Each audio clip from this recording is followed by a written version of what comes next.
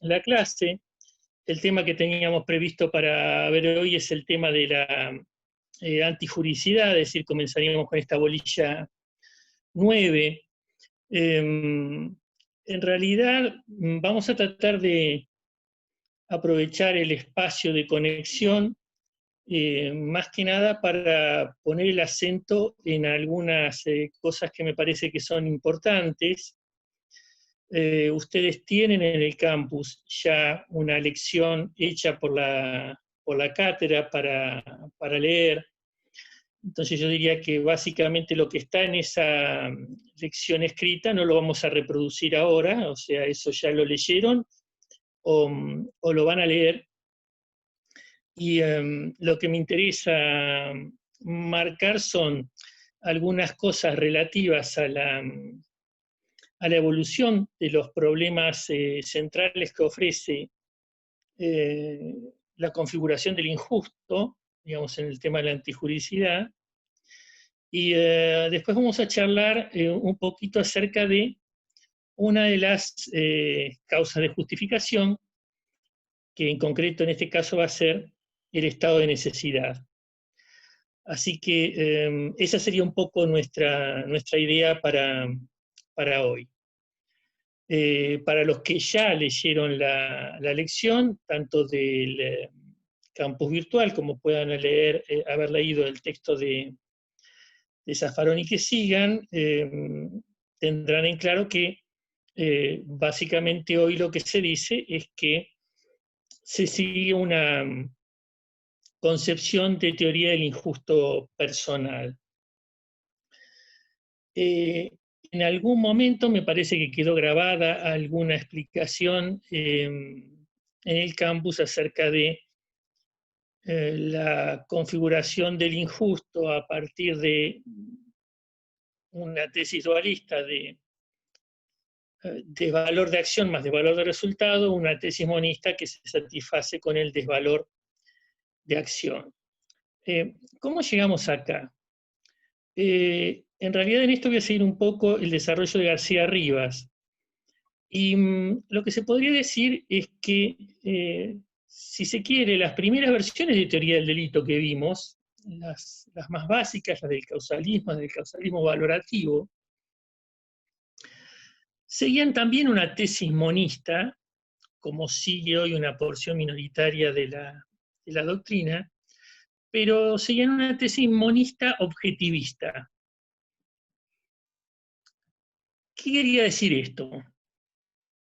El causalismo, en realidad, hacía foco en exclusividad en el desvalor de resultado.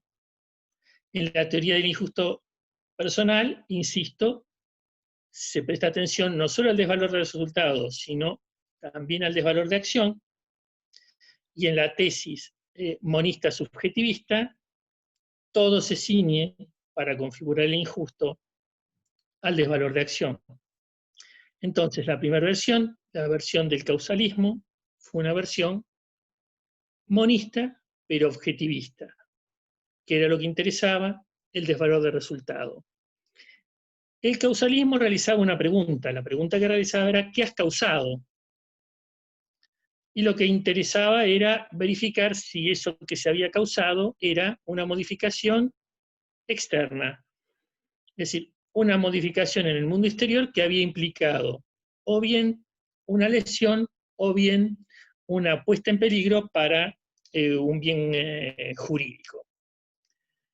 En realidad podría decirse que es con Belzel, con el finalismo, donde se supera esta idea de solo preguntar en torno a qué has causado.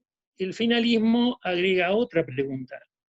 Ya no se trata solo de qué has causado y requerir que algo se haya causado en el mundo exterior, ya sea lesión o peligro para un bien jurídico, sino además pregunta qué voluntad tenías al causar.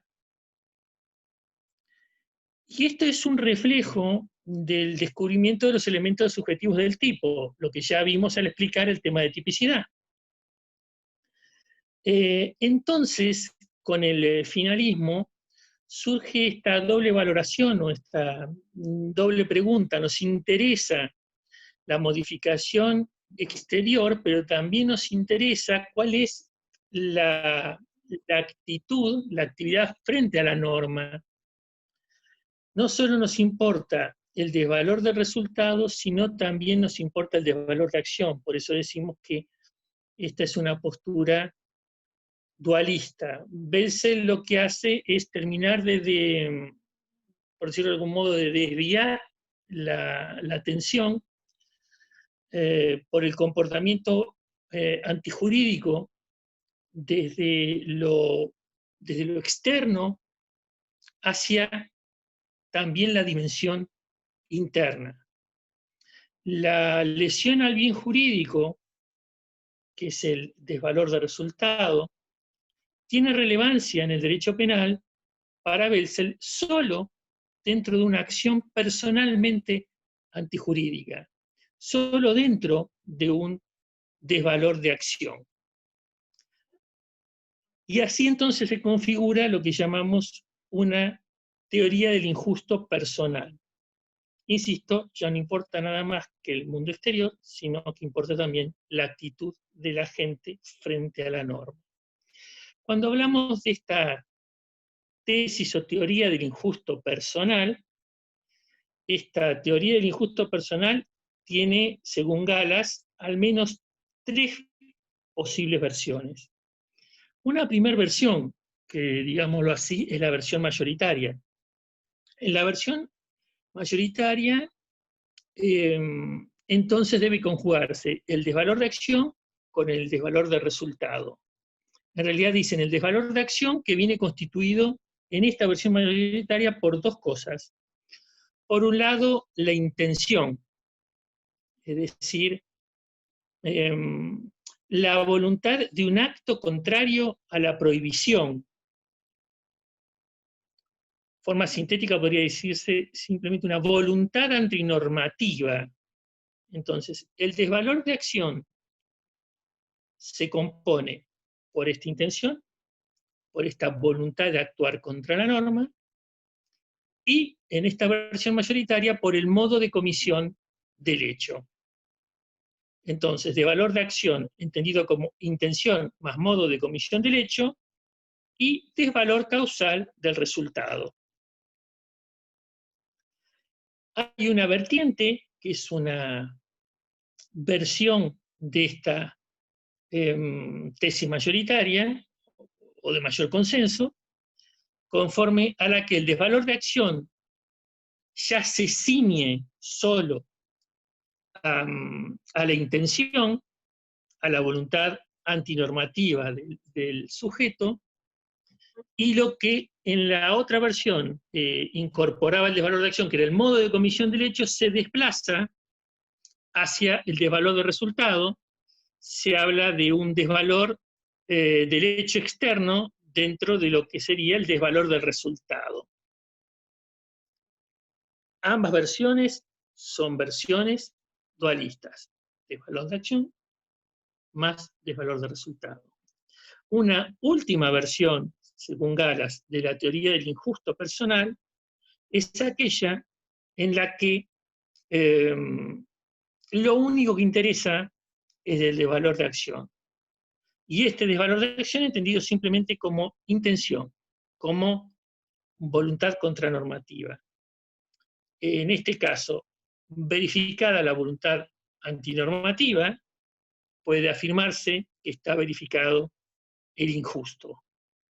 La antijuricidad del hecho es la voluntad antinormativa del sujeto. Y en esta tesis entonces desaparece el valor del resultado. El desvalor del resultado no contribuye a configurar el injusto. El injusto se entiende configurado solo con la voluntad contranormativa. Por eso se habla de que esta es una tesis monista subjetivista. Hace acento en uno solo de los desvalores, la objetivista en el desvalor de resultado, esta en el desvalor de acción, entendido como intención, entendido como voluntad contranormativa, y se prescinde entonces del de valor de resultado. Profe. Sí. Perdón, no entendí bien la segunda versión. O sea, está la versión mayoritaria, que habla de los dos, tanto de resultado como de acción, otra que habla de la acción y que es la monista subjetivista, y me faltaría la tercera, disculpe que lo haya interrumpido. Perfecto, no, interrumpa, que es lo que se necesita para que las cosas queden claras. Gracias. La primera versión es la versión mayoritaria. En esa versión mayoritaria dijimos que tiene que haber desvalor de acción más de valor de resultado. Pero cuando definimos qué cosas se incluye dentro del concepto de desvalor de acción, el concepto de valor de acción se constituye con la intención, con la voluntad contranormativa, más el modo de comisión del hecho. Intención más modo de comisión del hecho. En la segunda versión, que es una derivación de la mayoritaria, la diferencia es que sigue siendo dualista, pero cuando se habla del desvalor de acción, el desvalor de acción se reduce a la intención. Y el modo de comisión del hecho se desplaza hacia algo que debe considerarse en el desvalor de resultado. ¿Me seguís? Sí, gracias. Lo que se hace en esta versión es achicar el contenido de lo que se entiende por desvalor de acción. Perfecto, y ese muchísimas contenido achicado de desvalor de acción, bien, sigo la explicación entonces, y ese contenido acotado de desvalor de acción, ceñido a intención, es entonces lo que toma el monismo subjetivista. Saca el desvalor de resultado y se queda solo con esa idea de valor de acción igual voluntad contranormativa, igual intención.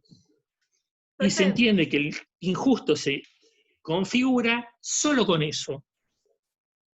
Sí. Yo tengo una consulta. Sí, no sé quién quiere decir algo. Josefina, no sé si aparezco ahí. Josefina Pinedo. En la mayoritaria, en la primera que dijiste, el disvalor del resultado se reduce a la lesión del bien jurídico. Y en la segunda se agrega este modo de comisión a esa lesión. O la puesta en peligro. Claro, o la puesta en peligro. Ah, o la puesta en peligro. Lesión o puesta en peligro. Sí, sí, sí, sí. Claro. Claro. Perfecto. Gracias. El modo de comisión forma parte del valor de acción. En cambio, en la versión segunda, ese modo de comisión se integra al desvalor de resultado. En el desvalor de resultado tenés en cuenta entonces el modo de comisión más si hubo lesividad. Lesividad en términos de daño o peligro. La última versión entonces, que es la versión, digamos, de menor consenso, es la versión minoritaria. Los autores más importantes en Alemania que siguen la versión subjetivista monista fueron en su momento Armin Kaufmann, digamos, lo que profundizan el lado subjetivo del pensamiento de Welzel, son Armin Kaufmann y después Dieter Zelinsky. Y en nuestro país, el representante más importante que tiene esta forma de ver las cosas es Marcelo Sanzinetti, el catedrático de la UBA. ¿Cuál es la crítica que desde el sector más tradicional se le hace a la tesis monista subjetivista? La crítica que se le hace es la siguiente. Se suele decir que al concentrarse en el lado subjetivo, al concentrarse exclusivamente en la actitud interna del autor, pareciera que el derecho penal se desentiende de las manifestaciones externas de la conducta y de sus consecuencias. Y de alguna manera, esto lo que estaría poniendo de relieve, o poniendo de manifiesto, es que hay una suerte de abandono no declarado a la idea de la tutela del bien jurídico. Y de alguna manera se dice que en forma larvada, en forma oculta, podría facilitarse una cierta configuración de un derecho penal de autor. Habría distintos aspectos prácticos en los que esto se revelaría. Por un lado, por ejemplo, para algunos sería una consecuencia indeseable en términos de punición de la tentativa idónea. Si a mí lo que me importa es nada más que la voluntad contranormativa y el resultado no me interesa, digamos, la voluntad contranormativa es idéntica, sea que el delito se consume o sea que el delito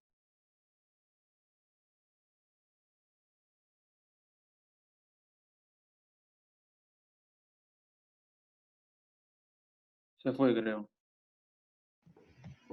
Creo que sí. A ver. Se cortó el audio. Lo tiene apagado el audio. El micrófono. Está silenciado, profe. Ahí está, espera.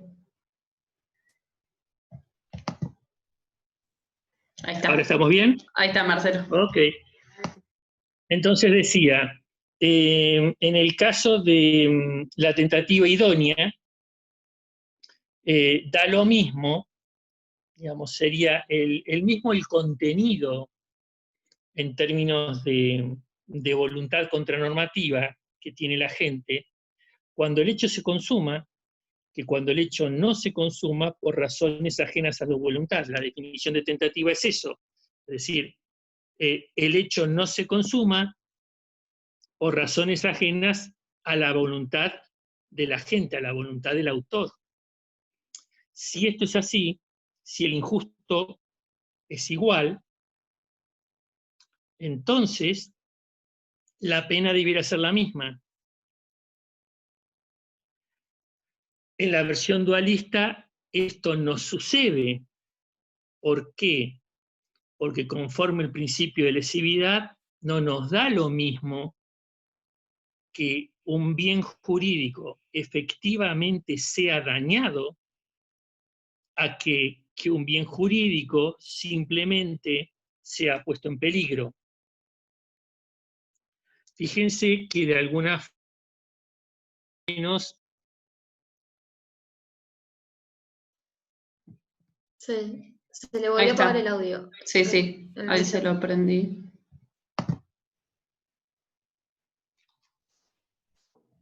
¿Se escucha? Sí, ahí está. Perfecto. Bien. Yo le decía, fíjense que la fórmula legal argentina, la fórmula del código para la pena en la tentativa, prevé una pena reducida. Después esto se va a ver con mayor detalle cuando hablemos de tentativa. Y ahí ya tienen algunos videos subidos. Pero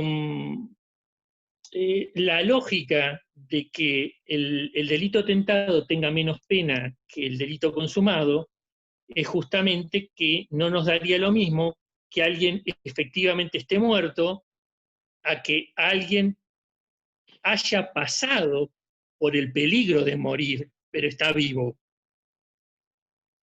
Ahora, si el injusto se define únicamente por la voluntad antinormativa, no tendríamos que hacer esta distinción. La pena tendría que ser igual. En el delito imprudente se dice que pasaría a ser una pura infracción de deber de cuidado, y de alguna forma se podría con esto permitir una suerte de abandono al principio de intervención mínima, y este tipo de concepción también se suele decir que es favorecedora de la proliferación de delitos de peligro abstracto. Es decir, si no me interesa el resultado y lo que a mí me interesa es la protección de la norma y lo que yo castigo es la voluntad contranormativa, entonces la forma tradicional de de adopción de los tipos penales como tipos de resultado no es algo necesario y podría aparecer una mayor cantidad de delitos de peligro, incluso de delitos de peligro abstracto, ¿no? Y también hay unos problemas en términos de castigo de la tentativa inidónea, que lo vamos a ver cuando veamos justamente el tema de la tentativa en la bolilla pertinente al iter criminis. Lo que me interesa en este momento simplemente dejar en claro es que la diferencia teórica, como ven, genera consecuencias prácticas, es decir, tomar uno u otro camino no es neutro, es decir, implica cosas concretas en la operatividad del sistema penal. El monismo suele apoyarse en una lectura de la teoría de las normas, entendidas como imperativo o como normas de determinación. Las normas lo que hacen es prohibir conductas. Las normas dicen no prohíben en realidad resultados. Si no prohíben en realidad resultados, el desvalor de resultados sería algo de lo que puede prescindirse. Pero, digamos, en la crítica que se hace desde Voltaire, la idea de que la norma jurídica es norma de determinación, imperativo, y en tal sentido desvalor de acción, creación de riesgo ex ante, tiene también una dimensión valorativa, y esta dimensión valorativa incluye, digamos, el desvalor de resultado, que es la imputación de consecuencias de la acción ex post. Esta forma de ver las cosas, lo que nos diría sería, no es lo mismo la destrucción de la vida que su simple puesta en peligro, o que la mera finalidad de lesionarla. Uno de los autores que ha expuesto con mayor precisión la tesis dualista fue Ježek, y podemos sintetizar entonces su postura con la definición que da, diciendo que el injusto no consiste solo en la relación existente entre la voluntad de la acción y el mandato de la norma, sino también en el daño social que por causa del hecho sufren el lesionado y la comunidad, y que el mandato de la norma está llamado a impedir. Con esto más o menos queda definido este problema, que es un problema que me parece que es importante tratar de tener en claro. Y pasamos entonces ahora, insisto, esto se complementa con la lectura de la lección que está en el campus, o bien con el texto que estén leyendo. Pasamos a una de las causas de justificación que habíamos seleccionado para esta clase. En la clase de mañana verán el resto de las causas de justificación. Las causas de justificación no solo están desde el punto de vista normativo en nuestro código dentro de la parte general, básicamente podríamos reconocerlas en el artículo 34, incisos 3, 4, 5, 6 y 7, allí están las causas de justificación normadas, sino que cuando uno hace, digamos, una suerte de peinado de la parte especial, encuentra distintos artículos, distintos tipos penales que incluyen dentro de su redacción alguna causa de justificación. Cortés de Arabia menciona, por ejemplo, el artículo 86, 1 y 2, en lo que tiene que ver con los abortos, el artículo 111, inciso primero, en la injuria, el 152 en la violación de domicilio, el 156 en la violación de secretos. En general se trata de tipos penales en los que se hace alguna referencia al consentimiento, digamos, al consentimiento como, por decirlo en forma grosera, como borrando la ilegitimidad de la conducta. Cuando hablamos de las causas de justificación, lo que podemos observar es que, en principio, una idea inadecuada sería pensar que cuando uno dice que una conducta está justificada, implica una suerte de creación de derecho. En realidad, la justificación no crea derechos, sino que reconoce el ámbito de lo que está permitido o de lo que es lícito. Como vimos cuando hablábamos de la tipicidad es una suerte de antinormatividad formal y implica un indicio de antijuridicidad. Recuerdan que usamos la imagen del humo y el fuego, visto a la distancia, y hay un juicio de antijuridicidad material que viene a confirmar la limitación del espacio social de libertad. Mediante las causas de justificación, dicen Zaffaroni, Alagia y Slokar, el Estado de Derecho lo que hace es reforzar la exclusión de las manifestaciones más irracionales del poder punitivo. Y, digamos, los preceptos permisivos, que serían las causas de justificación, no funcionan como una suerte de contexto de juego entre regla y excepción, sino que lo que hacen es preservar el espacio de libertad humana general, ese que garantiza la Constitución Nacional, y desde este punto de vista, uno diría que la causa de justificación lo que hace es confirmar una regla, es decir, es confirmar la regla de libertad que tiene el hombre conforme a la Constitución. Conforme esta idea, ustedes tienen en el campus también cargado un PowerPoint sobre las causas de justificación.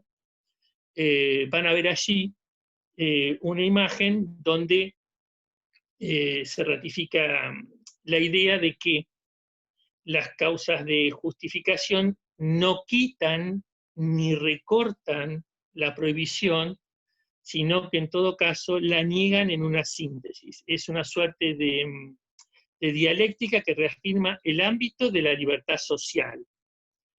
La antinormatividad... Perdón, ¿Cómo? es que lo que dicen ellos que estas pautas de justificación son la negación de la negación, que es la afirmación de estos derechos. ¿Tendría que ser? A ver, hay, digamos, dos formas más o menos tradicionales de ver esto, siguiendo el esquema de la discusión que había tenido lo que expliqué antes. Y, digamos, dentro de la teoría del injusto, para algunos la causa de justificación lo que hace es quitar la prohibición, sacarla. Para otros, en esto consiste la teoría de los elementos negativos del tipo, lo que hace la causa de justificación es recortar la prohibición. Zaffaroni, en su modelo funcionalista, lo que viene a decir es que en realidad la justificación ni quita ni recorta, sino simplemente lo que hace en ese análisis dialéctico es confirmar que se niega una prohibición, es decir, que la prohibición no existe, que eso que se hizo es algo conforme a derecho. Estas son, digamos, las formas de ver esto.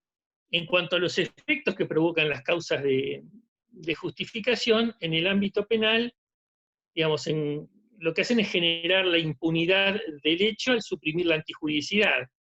En lo civil lo que hacen es excluir la responsabilidad, salvo el enriquecimiento sin causa o el resarcimiento por razones de equidad, ¿no? En el PowerPoint van a ver que se hace una mención de una serie de, podríamos decir,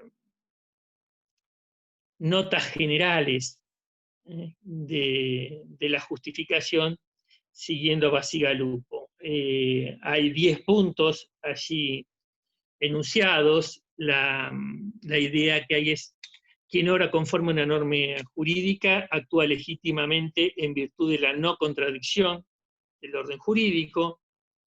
Segunda, no pueden existir legitimidades contrapuestas. Ahora, cuando hablemos del estado de necesidad, vamos a ver el problema de la colisión de deberes. El acto justificado no irroga responsabilidad penal ni civil.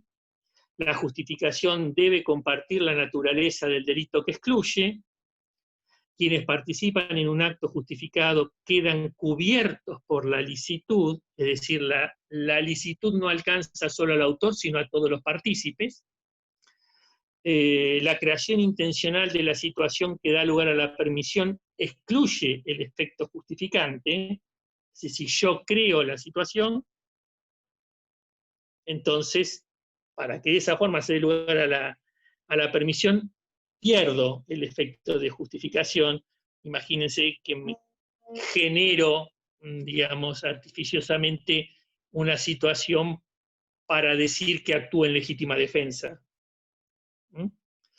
La justificación se limita a la acción necesaria para salvar el bien jurídico, que es lo que pasa si va más allá, si incurre en exceso. Después vean el artículo 35, que habla del exceso en la justificación. Octavo, el autor debe haber obrado con conocimiento de las circunstancias de que se trata.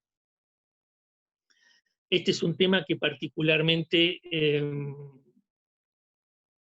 Zaffaroni, Alaja y Slocar niegan, es decir, ellos tienen una visión puramente objetiva, conforme a la que entonces la verdad no interesa si sabe o no sabe que actúa en forma justificada, si sabe o no sabe que actúa conforme a derecho, si objetivamente actúa en forma justificada, si objetivamente actúa conforme a derecho, pues entonces está justificado.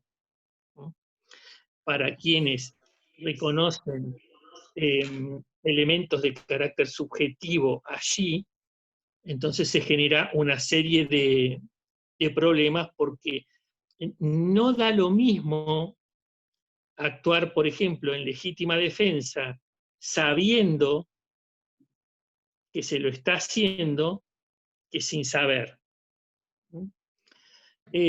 Noveno, los hechos imprudentes. Perdón, cuando leí Zaffaroni me surgió esa duda, porque Zaffaroni plantea un caso particular. ¿Y qué plantea la doctrina mayoritaria? O sea, ¿lo mismo que Zaffaroni o esto de que tiene una parte subjetiva? No, la visión como puramente objetiva, yo diría que hoy es una posición no mayoritaria.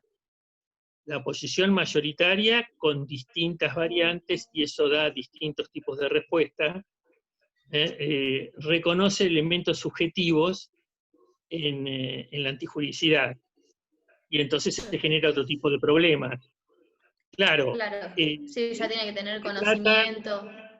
Sí, a ver. Del hecho, de la situación. Una cosa interesante desde el punto de vista de lo práctico es que si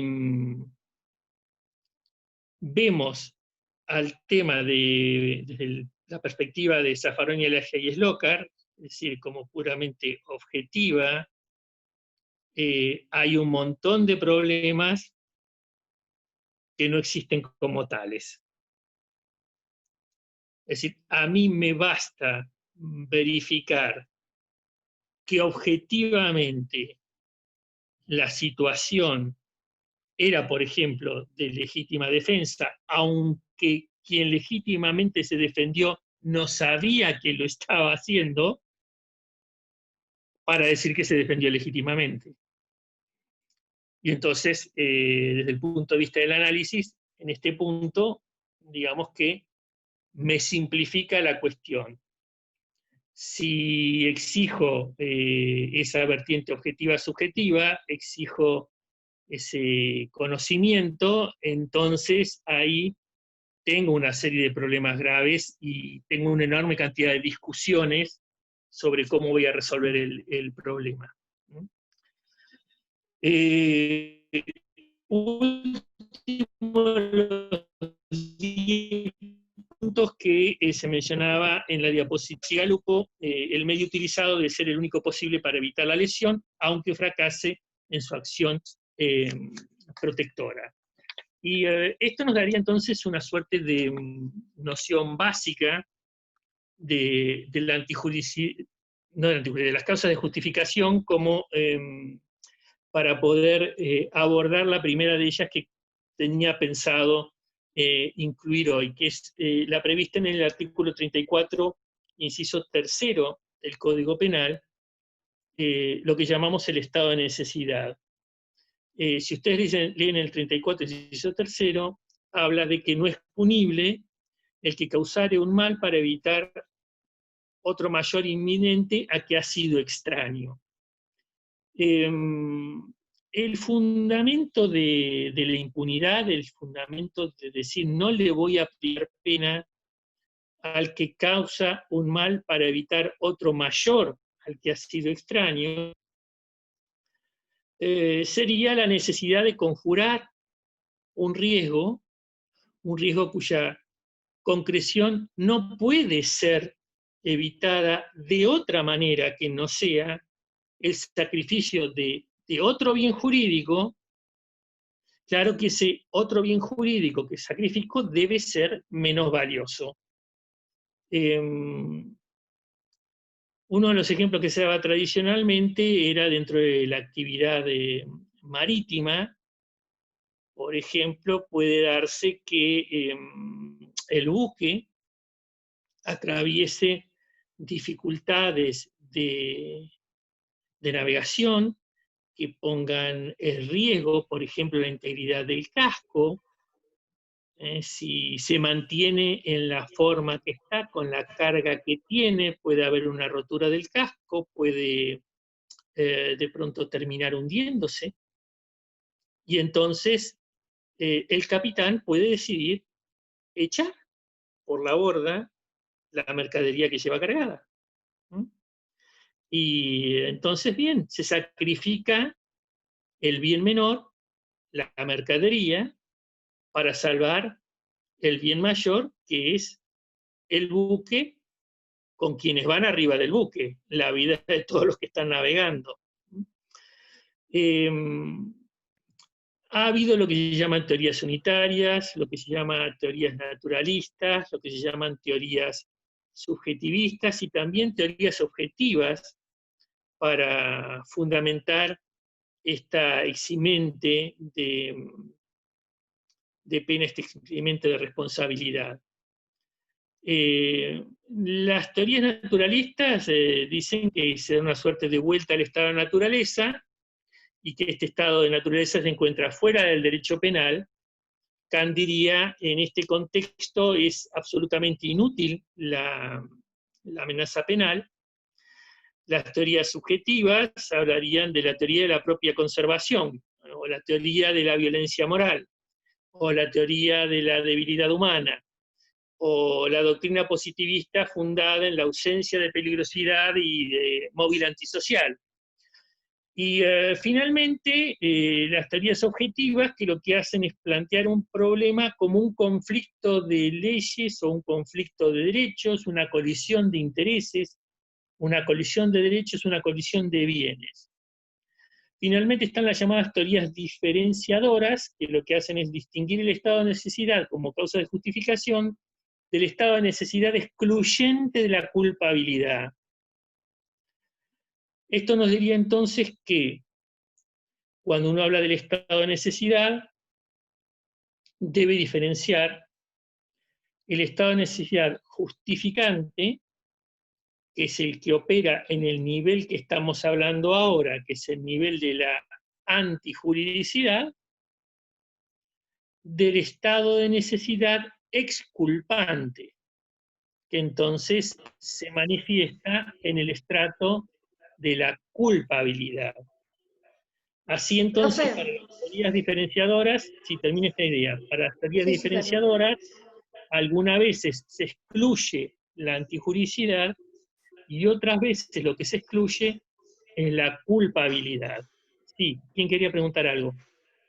Perdón que interrumpa tanto, sino que cuando leí me surgieron bastantes dudas. En este caso de la exculpabilidad se da, por ejemplo, cuando el bien jurídico es igual de valioso o más Ahora vamos, valioso. Josefina. Ahora cuando explico los requisitos, vamos a tratar de dejar en claro en eso. Si explicado los requisitos no quedó en claro, entonces retomamos la pregunta, porque me estás haciendo saltar directamente a algo que queda al final de los requisitos. Perdón. Así que, no hay ningún problema, está perfecto intervenir. Y, bien, ¿cuáles son los requisitos entonces? O sea, para que uno hable del estado de necesidad justificante. Primero tiene que existir una situación de peligro actual para un bien jurídico propio o ajeno. Tiene que haber entonces un mal inminente, dice la ley. ¿Qué quiere decir inminente? Inminente quiere decir que va a pasar en cualquier momento, de un momento a otro. No sé exactamente cuándo, pero es cercano. Ahora, este mal inminente puede proceder tanto sea de la naturaleza como de una acción humana. Cuando uno habla de una fuerza de la naturaleza, no solo nos estamos refiriendo a que pueda caer un rayo, pueda haber una luz,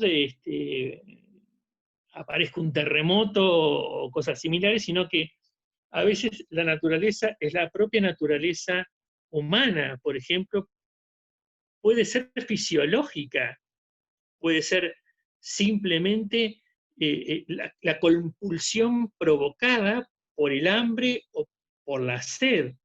Por eso decimos que el hurto famélico se justifica.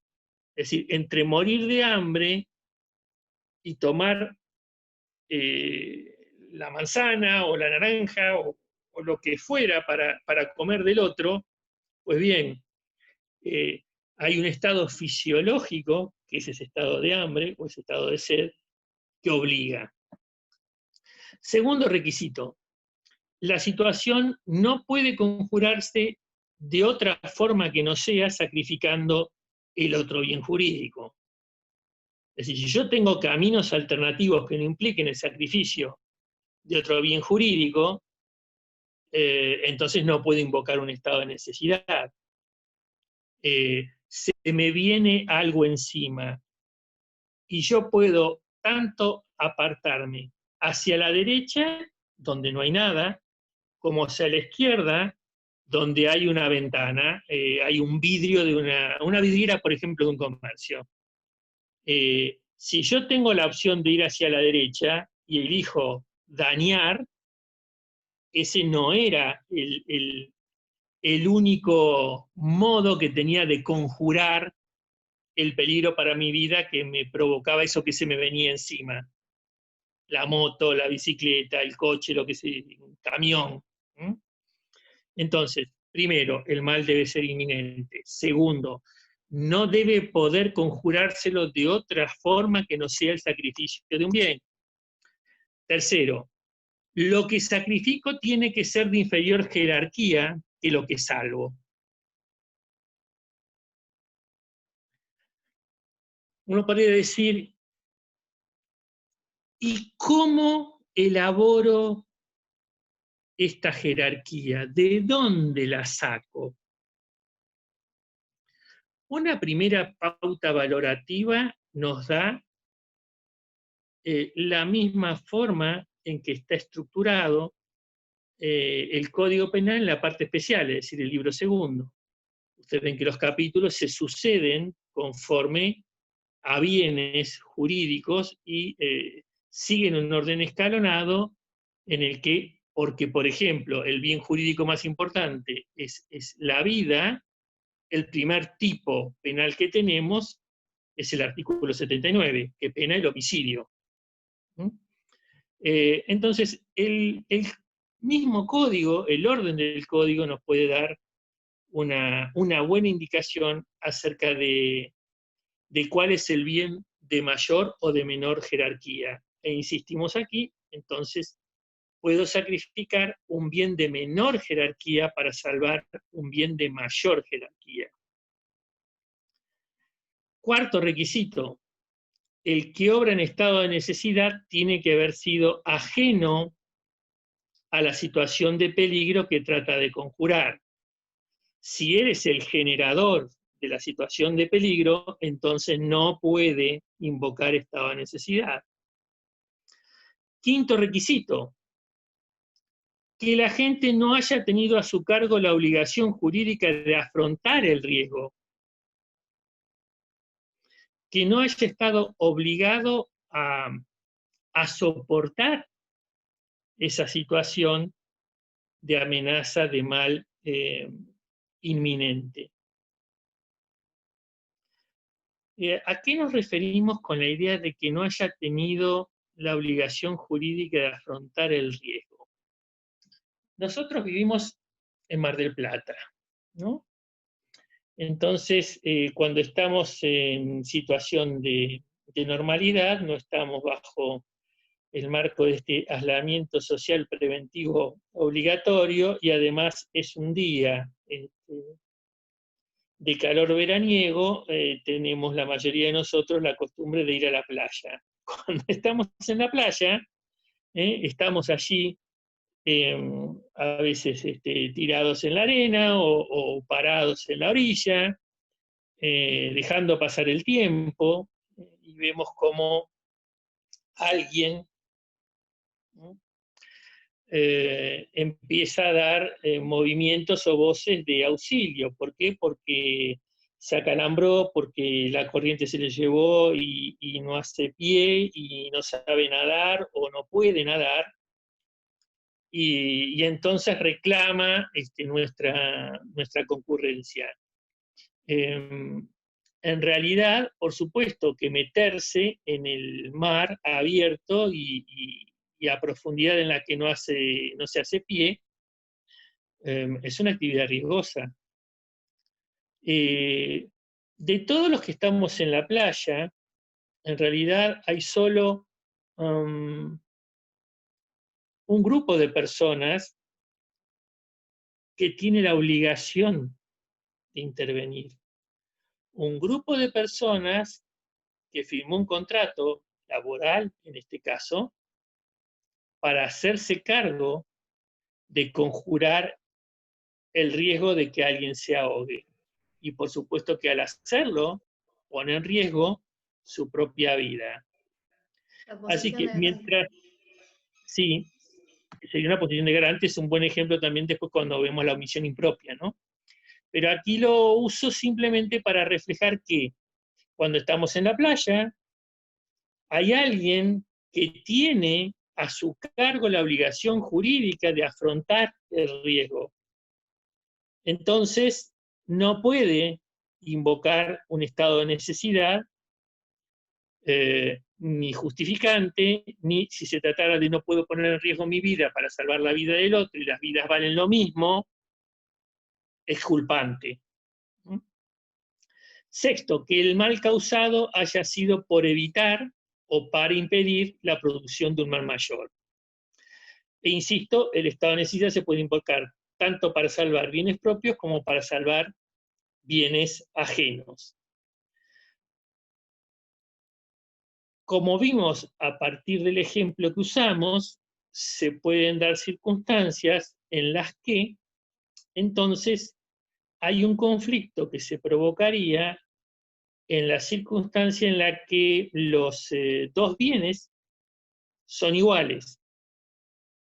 ¿Qué pasa cuando los dos bienes son iguales? Es decir, por ejemplo, cuando se trata de las famosas dos vidas. El caso clásico que se discute aquí es el llamado la tabla de Carneadas o la tabula unius capax.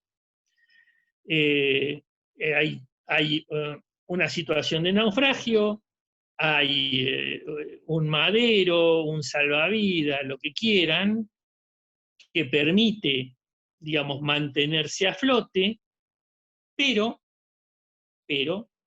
solo permite mantener a flote a una persona. Y cuando dos concurren hacia el madero o hacia el salvavidas, si los dos se quieren sostener en él, se ahogan los dos.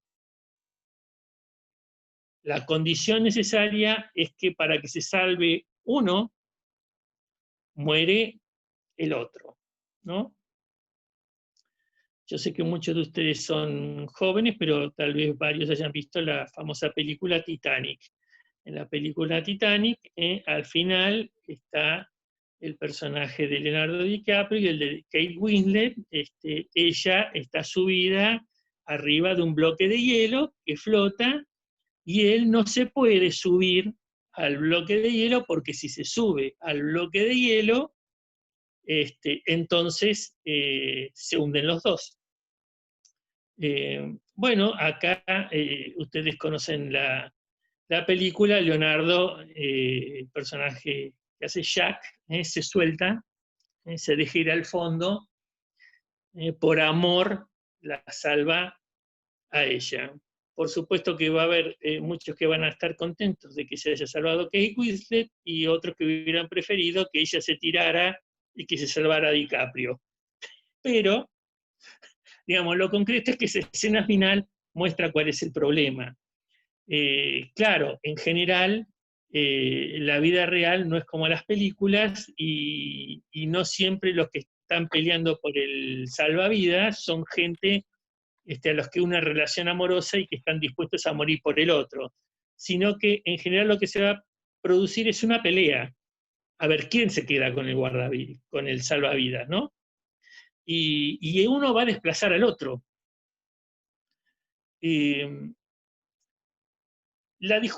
Digamos, el que desplaza al otro, digamos, no va a poder decir que actuó bajo un estado de necesidad justificante, porque una vida no vale más que otra vida, sino que va a operar un estado de necesidad exculpante. Va a haber injusto, pero no injusto culpable.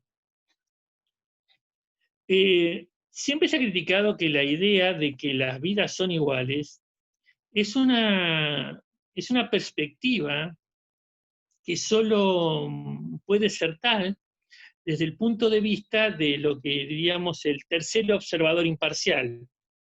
En general, uno diría, ahí hay dos vidas, y las dos vidas valen lo mismo, si no se trata de mi vida, y además no tengo ningún vínculo con los que están en conflicto, por lo que soy ese tercer observador imparcial. Ahora, visto desde los involucrados en el conflicto, la verdad es que una vida no es lo mismo que otra vida. En general, solemos tender a preferir nuestra vida a la vida del otro, salvo que haya una situación como la de la película, de afectividad. Yo prefiero morir y salvar a mi hijo que salvarme a costa de mi hijo, pero en términos generales, si se trata de mi vida o la de otro cualquiera que está peleando por el salvavidas, que ni siquiera conozco de antes, bueno, voy a tratar de vivir yo. ¿Por qué? Porque mi vida no es lo mismo que la vida del otro. Para mí. En un caso, entonces, va a haber una conducta típica, lícita, estado de necesidad justificante. En el otro caso va a haber un injusto, inculpable, estado de necesidad exculpante. El viejo maestro español Jiménez de Azúa decía, para definir esto en una frase corta, que el estado de necesidad es un instituto bifronte. Él decía, es una colisión de intereses que se resuelve por inculpabilidad ante la proporción y por justificación ante la desigualdad.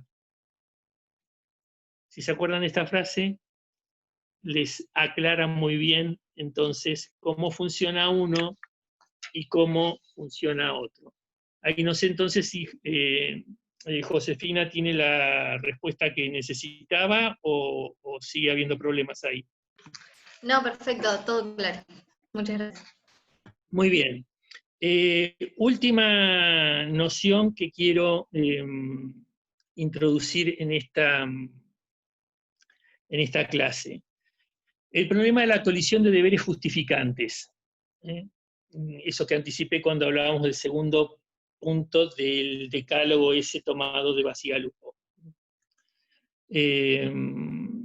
Esto se da, digamos, cuando alguien solo puede cumplir un deber jurídico, digamos que está dentro de su ámbito de incumbencia, a costa de otro que también le corresponde igualmente, siendo entonces que la vulneración del deber que infringe constituye una acción y omisión conminada con pena. Aquí Cortés de Arabia sigue a Yeshek, y Yeshek hace una distinción entre tres posibles colisiones de deberes. Primer posible colisión de deberes, cuando un deber de acción puede entrar en colisión con un deber de omisión. Por ejemplo, un médico rompe el secreto profesional respecto de uno de sus pacientes, ahí tiene un deber de omisión. O sea, el deber de omisión es que por secreto profesional no debe decir nada acerca de lo que conoce en el marco del secreto profesional, en el marco de la atención a su paciente. ¿Y por qué lo debe hacer? Porque debe quebrar este deber de omisión para prevenir a otros del peligro de contagio, que es un deber de acción. Entonces aquí, el peligro de contagio a terceros es lo que justifica el privilegio del deber de acción sobre el deber de omisión. Segundo supuesto, existen dos deberes de acción, de modo que solo se puede cumplir uno. Este es un caso, yo diría, sumamente interesante ahora, hoy mismo. ¿Por qué? Porque fíjense que una y otra vez, cuando las autoridades nos dicen que es necesario mantener estas reglas de aislamiento social, etc., es porque estamos enfrentando una pandemia que tiene por origen un virus que es altamente contagioso y que aunque tiene un nivel de mortalidad que es bajo, la potencia de contagio es tan alta que puede provocar, como hemos visto que ha pasado en otros países, que los sistemas sanitarios colapsen y que de pronto tengamos más gente necesitando un respirador que cantidad de respiradores tenemos. Todo lo que estamos haciendo se supone que es una contribución para no llegar a este supuesto en el que existen dos deberes de acción, de modo que se puede cumplir solo uno. El médico tiene dos contagiados con patología grave y necesita conectarlos al respirador, pero solo tiene uno. Así que necesariamente, digamos, cumplir con un deber de acción implica quebrar el otro deber de acción. Aunque es poco probable, imagínense que hay justo un corazón disponible para un trasplante con dos pacientes que son compatibles con ese corazón. Así que dárselo a uno implica la muerte del otro.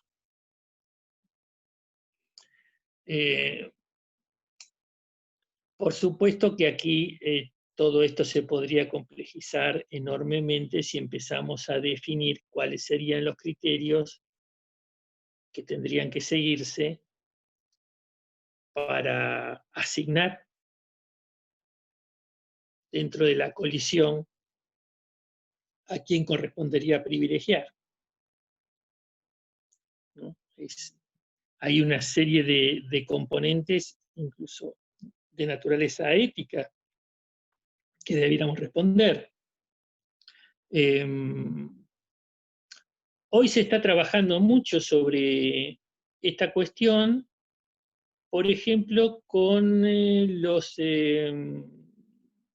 prototipos de vehículos de conducción plenamente autónoma.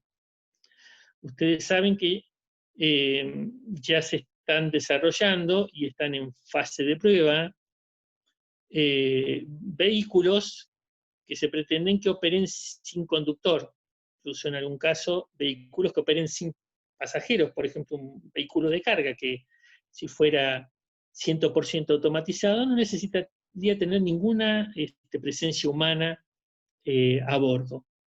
Y entonces los sistemas que se trabajan se pueden trabajar sobre, naturalmente, distintos esquemas. Un esquema podría ser en todo evento conflictivo, privilegiar la vida del ser humano que va dentro del rodado. Pero otro de los probables modelos sería resolverlo conforme criterios afiatados del estado de necesidad.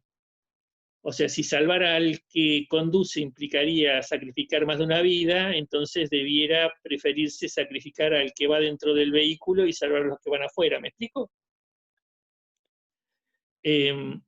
Y no recuerdo si esto lo dije en alguna intervención anterior, pero, por ejemplo, en Gran Bretaña ahora se está discutiendo bastante, se están haciendo en distintas universidades encuestas para tratar de definir cuál sería el perfil ético de la programación. Si de un lado tengo una persona mayor, un septuagenario, y del otro lado tengo un joven, un niño, ¿qué privilegio? El vehículo automatizado, ¿hacia dónde debiera ir? ¿Debiera pasarle por arriba al mayor o debiera pasarle por arriba al niño o al joven? Al mayor. En Italia pasó, de hecho. Es muy complicado. Vemos que en la asignación de respiradores automatizados en los países que colapsaron sus sistemas, todos nos dijeron, el problema de los mayores es que cuando no hay respirador, y bueno, los viejos que se mueran, porque ya vivieron, y privilegiemos la vida del joven. Sí, como criterio parece un criterio bastante razonable, digamos, el que tiene todavía una gran expectativa de vida, que por encima del que ya cubrió, digamos, una porción importante de lo que iría a ser su vida. Pero si se tiene ganas de molestar, también se pueden decir cosas, ¿no? ¿Qué pasa si ese joven o esa persona de 20 o 30 años se ha revelado hasta ahora como un delincuente reincidente, y esa persona de 70 y pico de años es un artista, un científico, que no solo contribuyó, sino que en lo que le queda todavía puede seguir contribuyendo con su aporte para un mundo mejor? ¿Qué hacemos? ¿Salvamos al viejo que le quedan pocos años en los que puede seguir haciendo el bien? ¿O salvamos al joven que hasta ahora lo único que demostró es antisocialidad? O se ha revelado como un anticuarentena el joven y el viejo como el mejor acatador de la cuarentena. Como ven, los problemas de la colisión son serios. O sea, el problema de colisión de deberes es un problema complejo. Es horrible tener que elegir entre uno u otro, o sea, privilegiar a una persona sobre otra, es muy feo. Por supuesto, pero pero hay situaciones Sí, ni en las hablar. que efectivamente hay que hacerlo. Ni hablar. Y la verdad es que es importante que la discusión, por lo menos en las situaciones que se pueden presentar con algún grado mayor de frecuencia, esté cerrada. Es decir, que el que tiene que actuar tenga muy en claro, conforme a un protocolo de actuación, qué es lo que debe definir. Porque justamente como se trata de cosas tan delicadas, no debiéramos dejar a que se improvise, digamos, en el momento, sin ningún criterio, qué es lo que hay que hacer. Finalizo con la tercera opción. La tercera opción de colisión es cuando varios deberes de omisión colisionan, no permitiendo al sujeto ninguna posibilidad de actuar. Esto, aunque parezca raro, se suele ejemplificar con el caso de el conductor que va por la autopista en sentido opuesto al que corresponde al carril. Por las razones que fuera, invade. Y se vienen todos de frente. Y la verdad es que debiera omitir a la vez ir a la derecha, ir a la izquierda, ir para adelante, si se quiere ir para atrás. Cualquier cosa que hiciera, lo que debiera omitir es la situación general. Entonces, allí también tenemos un problema serio. Podríamos decir que en todo caso lo único que debiera permitírsele es tratar a partir de la quietud de ver el momento en que pueda girar con cuidado y sin lastimar a nadie, pero sería un supuesto hipotético en el que confluirían distintos deberes de omisión. Así que bien, con esto quedamos cerrados sobre este tema y mañana seguirían trabajando con el resto de las causas de justificación.